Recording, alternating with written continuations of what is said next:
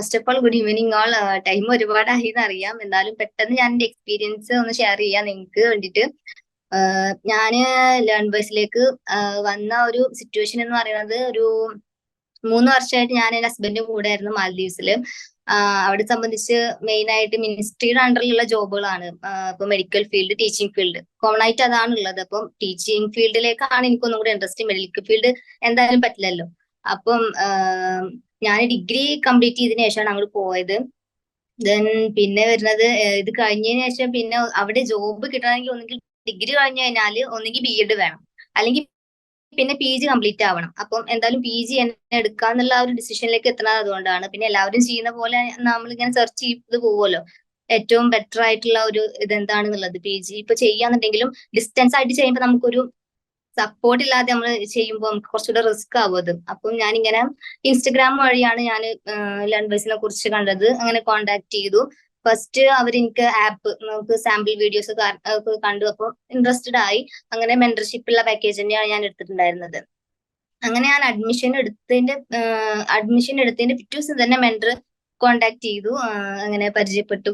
വളരെ പെട്ടെന്ന് തന്നെ മിങ്കിളായിട്ടോ മെന്ററുമായിട്ട്. അപ്പം എന്താ പറയാ, അങ്ങനെ. അപ്പൊ പിന്നെ ഇത് കഴിഞ്ഞ് നമ്മൾ അഡ്മിഷൻ ഒക്കെ എടുത്തു കഴിഞ്ഞാൽ പിന്നെ നമ്മൾ നെക്സ്റ്റ് ചെയ്യുന്നത്, ഇപ്പം നമ്മളൊരു കോഴ്സ് ചൂസ് ചെയ്ത് കഴിഞ്ഞാൽ പിന്നെ അതിൽ എന്തൊക്കെ കാര്യങ്ങളാണ് നമുക്ക് പഠിക്കേണ്ടത് എന്നുള്ള കാര്യങ്ങളാവും. ഇപ്പൊ ഞാൻ ഇഗ്നുവിന്റെ സൈറ്റിൽ പോയി എം.കോം ആയിരുന്നു ഞാൻ എടുത്തിട്ടുണ്ടായിരുന്നത്. ദെൻ എം.കോമിൽ വരുന്ന സ്റ്റഡി മെറ്റീരിയൽസ് ഡൗൺലോഡ് ചെയ്തു.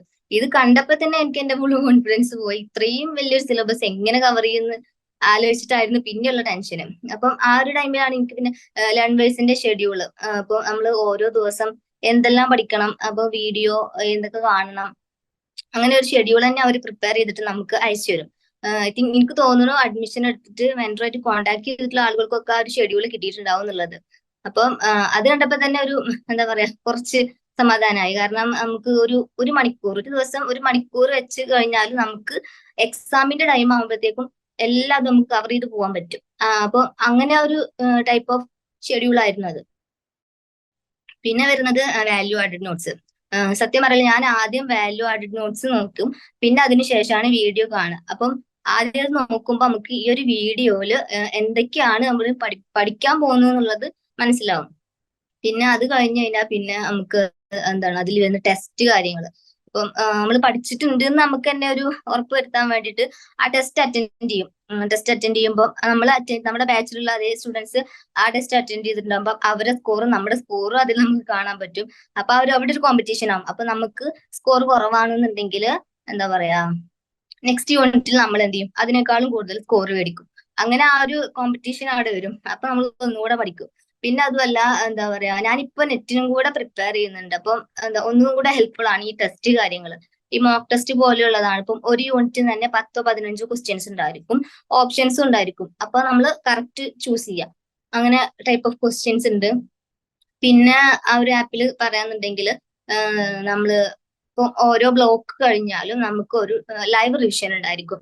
അപ്പം നമ്മൾ പഠിക്കുന്ന ടൈമിൽ എന്തെങ്കിലും ഡൗട്ട് വന്നു കഴിഞ്ഞാൽ ജസ്റ്റ് അതൊന്ന് മാർക്ക് ചെയ്യുക. നമുക്ക് അത് മറ്റേ ടൈമിൽ നമുക്ക് എന്ത് ചെയ്യാം, അത് ഫോട്ടോ, ഞാനൊക്കെ പ്രോബ്ലം ഒക്കെ ചെയ്യുന്ന ടൈമിൽ അതൊന്ന് ഫോട്ടോ എടുത്തിട്ട് മെന്ററിന് അയച്ചു കൊടുക്കും.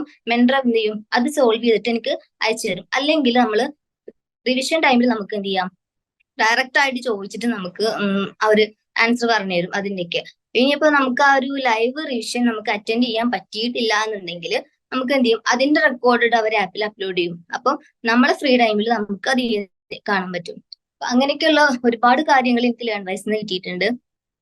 പിന്നെ പറയാന്നുണ്ടെങ്കിൽ ഞാൻ ലേൺ വൈസിൽ ജോയിൻ ചെയ്ത് തന്നെ പ്രോബ്ലം പേപ്പേഴ്സ് കാരണമാണ്. കാരണം ഈ ഒരു ഇത്രയും ഗ്യാപ്പ്, എനിക്ക് 3 വർഷം ഗ്യാപ്പ് വന്നിട്ടുണ്ടായിരുന്നു ഡിഗ്രി കഴിഞ്ഞിട്ട്. അപ്പം പ്രോബ്ലം പേപ്പേഴ്സ് എങ്ങനെ ആയിരിക്കും എന്നൊരു ഐഡിയ ഉണ്ടായിരുന്നില്ല. എന്താ പറയാ, അക്കൗണ്ടിങ് ആയാലും റിസർച്ച് ആയാലും എങ്ങനെയൊക്കെ ടൈപ്പ് ഓഫ് പ്രോബ്ലംസ് എക്സാമിന് വരുമ്പോൾ അതെങ്ങനെ അറ്റൻഡ് ചെയ്യണം, അങ്ങനെയുള്ള കാര്യങ്ങളൊന്നും എനിക്ക് അറിഞ്ഞിരുന്നില്ല. പിന്നെ അതൊക്കെ ഭയങ്കര ഈസി ആയിട്ട് റിവിഷൻ ക്ലാസ്സിൽ ഡിസ്കസ് ചെയ്യുമ്പോൾ നമുക്ക് അറിയാൻ പറ്റും.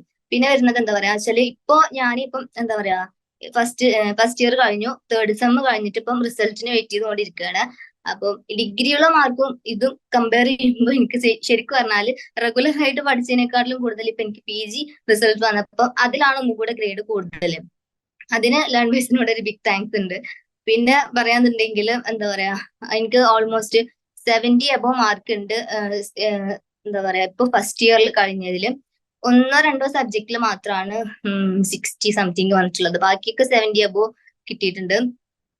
പിന്നെ എന്താ പറയാ നമുക്ക് എന്താ പറയാ ഈ അസൈൻമെന്റിന്റെ കാര്യം വരുമ്പോ എന്താ പറയാ നമുക്ക് അസൈൻമെന്റ് ആകുമ്പോ ഒരുപാട് പേപ്പർ പോലെ ഉണ്ടെങ്കിലും കുറച്ചും കൂടെ മാർക്ക് കൊടുക്കും. അത് ഓരോ സ്റ്റഡി സെന്ററിനെ ഡിപ്പെൻഡ് ചെയ്തിട്ടാണെന്ന് തോന്നുന്നുണ്ട്. ഇപ്പൊ നമ്മളിപ്പോ ഒരു ബിസി ഷെഡ്യൂൾ ഒക്കെ ആണെന്നുണ്ടെങ്കിൽ അസൈൻമെന്റിന്റെ ആൻസേഴ്സ് നമ്മൾ കണ്ടുപിടിക്കപ്പോ എക്സാമിന്റെ ടൈമിലാവും ചിലപ്പോൾ ബുക്സ് ഒക്കെ നമുക്ക് കിട്ടുക. അപ്പൊ ഈ എന്താ ഓരോ ആൻസേഴ്സ് ഇങ്ങനെ തപ്പി പിടിക്കുക എന്ന് പറയുന്നത് വളരെ ബുദ്ധിമുട്ടാണ്. അപ്പൊ പെട്ടെന്ന് അസൈൻമെന്റ് ഒക്കെ എഴുതി തീർക്കണം എന്നുണ്ടെങ്കിൽ ഇവർ അസൈൻമെന്റിന്റെ ആൻസേഴ്സ് എല്ലാം ആപ്പിൽ അപ്ലോഡ് ചെയ്യും. അപ്പം അത് വെച്ചിട്ട് നമുക്ക് എക്സാം അസൈൻമെന്റ് എഴുതാം. പിന്നെ എന്താ പറയാ എനിക്ക് അസൈൻമെന്റിൽ ഇപ്പൊ 8 സബ്ജക്റ്റിന്റെ അസൈൻമെന്റ്സ് ആണ് ഇതുവരെ എന്താണ് സബ്മിറ്റ് ചെയ്തിട്ടുള്ളത്. അതില് 90 അബോ എല്ലാത്തിലും 90 അബോ ഉണ്ട്. പിന്നെ പറയാനുള്ളത് എന്താന്ന് വെച്ചാല് നമുക്ക് ഇതിന് പുറമെ ഇംഗ്ലീഷ് എൻറിച്ച്മെന്റ് പ്രോഗ്രാംസ് നമുക്ക് ഇംഗ്ലീഷിൽ എന്തെങ്കിലും എന്താ പറയാ അതുപോലെ ബാക്കിലോട്ട് നിൽക്കുകയാണെന്നുണ്ടെങ്കിൽ ഒന്നും കൂടി ഇമ്പ്രൂവ്മെന്റ് അതിപ്പം നമ്മൾ സ്റ്റഡീസിനോടൊപ്പം തന്നെ നമുക്ക് ഇംഗ്ലീഷിൽ ഒന്നും കൂടി അപ്ഗ്രേഡ് ചെയ്യാനുള്ള ഒരു ഓപ്പർച്യൂണിറ്റി നൽകുന്നുണ്ട്. പിന്നെന്താ നമുക്ക് എന്താ നമ്മൾ ഡിമോട്ടിവേറ്റഡ് ആവുന്ന ടൈമിൽ നമുക്ക് മെന്ററെ കോൺടാക്ട് ചെയ്യാം. അല്ലെങ്കിൽ ഇതുപോലെ തന്നെ ഹാപ്പിനെസ് അംബാസിഡർ പ്രോഗ്രാംസ് കാര്യങ്ങളൊക്കെ ഉണ്ട്. അപ്പൊ നമുക്ക് പേഴ്സണലി എന്ത് ചെയ്യാൻ പറ്റും, ഇവരൊക്കെ കോൺടാക്ട് ചെയ്തിട്ട് നമ്മളെ എന്താ പറയുക പ്രശ്നങ്ങളൊക്കെ അവരോട് ഡിസ്കസ് ചെയ്തിട്ട് അങ്ങനെ നമുക്കൊന്ന് റിലാക്സ് ആയിട്ട് നമുക്ക് കൊണ്ടുപോകാൻ പറ്റും നമ്മുടെ ഈ ഒരു ജേണി. പിന്നെ ഒരു എന്താ പറയാ ഒരു ഡിസ്റ്റൻസ് ആയിട്ട് പഠിക്കുന്ന ഒരു സ്റ്റുഡന്റ് എന്ന നിലക്ക് എനിക്ക് പറയാനുള്ളത് എന്താ വെച്ചാൽ നമ്മൾ കൺസിസ്റ്റന്റ് ആയിട്ട് ഫോളോ ചെയ്യാം. ഇപ്പം ഈ ലേൺവൈസിന്റെ ഷെഡ്യൂൾ ആണ് എന്നുണ്ടെങ്കിലും നമ്മളിപ്പം ഒരു 1 വീക്ക് നമ്മൾ കൺസിസ്റ്റന്റ് ആയി പോയി, പിന്നെ ഒരു 2-3 ദിവസം നമുക്ക് പഠിക്കാൻ പറ്റിയില്ല, നമുക്ക് എന്തെങ്കിലും ഒരു ബിസി വന്നു കഴിഞ്ഞാൽ നമ്മൾ അവിടെ ഇട്ടിട്ട് പോകരുത്. പിന്നെ നമ്മൾ റീസ്റ്റാർട്ട് ചെയ്യും. നമ്മൾ എവിടെയാണോ നിർത്തിയത് അവിടുന്ന് നമ്മൾ വീണ്ടും റീസ്റ്റാർട്ട് ചെയ്ത് അങ്ങനെ പോവുക. പിന്നെ എന്ന് വെച്ചാൽ നമ്മൾ പ്രീവിയസ് ഇയർ ക്വസ്റ്റ്യൻ പേപ്പർ മുമ്പ് പറഞ്ഞ പോലെ തന്നെ previous year question papers work out ചെയ്യുക.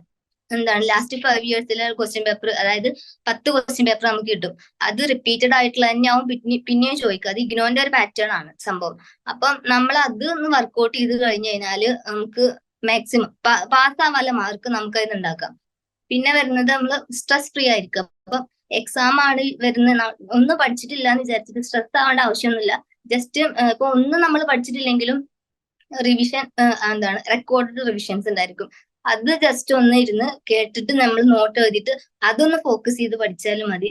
പിന്നെ എക്സാമിന്റെ ടൈമിൽ എക്സാം സെഷൻസ് കണ്ടക്ട് ചെയ്യും. അപ്പൊ അതിലൊന്ന് നമ്മൾ ജോയിൻ ചെയ്യുക. അത് മാക്സിമം എന്ത് ചെയ്യുക, നമ്മൾ അറ്റൻഡ് ചെയ്യാൻ വേണ്ടി ശ്രമിക്കുക. എന്നിട്ട് ഫോക്കസ് ഏരിയാസ് കൂടുതൽ നമ്മൾ പഠിച്ചു കഴിഞ്ഞാൽ തന്നെ നമുക്ക് എക്സാം നല്ല അടിപൊളിയായിട്ട് പാസ്സാകാൻ പറ്റും.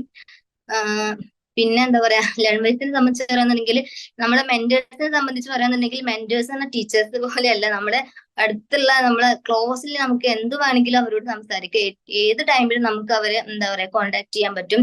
ഇനിയിപ്പോ എന്തെങ്കിലും ഡൗട്ട് എന്താണ് നമ്മുടെ സ്റ്റഡീസിന്റെ കാര്യത്തിലായാലും നമ്മളെ പേഴ്സണൽ ആയിട്ടുള്ള എന്തെങ്കിലും ഇതാണെങ്കിൽ നമുക്ക് അവരുമായിട്ട് ഡിസ്കസ് ചെയ്യാൻ പറ്റും.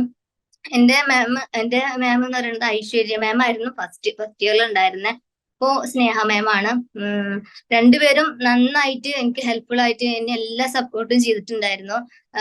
എന്ത് കാര്യത്തിലും, അസൈൻമെന്റിന്റെ കാര്യത്തിലായാലും പ്രൊജക്ടിന്റെ കാര്യത്തിലായാലും ഡൗട്ട് ക്ലിയർ ചെയ്യുന്ന കാര്യത്തിലായാലും. അതുപോലെ ഞാൻ ഇതേപോലെ എക്സാമിന്റെ ടൈം ഒക്കെ ആകുമ്പോൾ എനിക്ക് ഭയങ്കര സ്ട്രെസ്സും കാര്യങ്ങളൊക്കെ ഉണ്ട്. അപ്പം അത് ഡിസ്കസ് ചെയ്യാനും ഒക്കെ, പിന്നെ മന്ത്ലി മീറ്റിംഗ്, വീക്ക്ലി കോൾ ഇതൊക്കെ ഉണ്ടായിരിക്കും.